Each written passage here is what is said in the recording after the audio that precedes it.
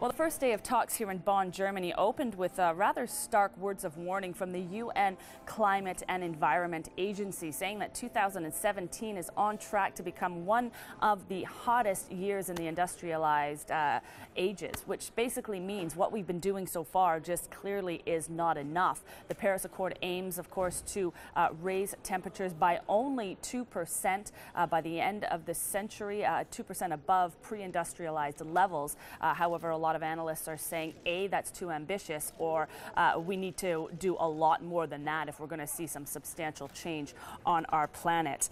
So this COP or COP is really setting out to define the technical terms and the technical implementation of the 2015 Paris Accord. So by the end of these 12 days of talks, we really should be presented with a draft rule book, which is what they're calling it, that each country can take away and implement for themselves in their home countries. Now, the United States and their withdrawal from the Paris Accord hasn't really had any effect yet on these talks due to the fact that their withdrawal process will take 3 years, so they are still technically obliged to the mandatory rules. Trump has sent a delegation of 48 people, which is less than half that was sent to the Paris discussions back in 2015, but they still do have a say on how these negotiations are brought forward. But what is even more interesting is in the U.S.'s withdrawal is how China can come forward and sort of fill the leadership gap left by the Trump administration.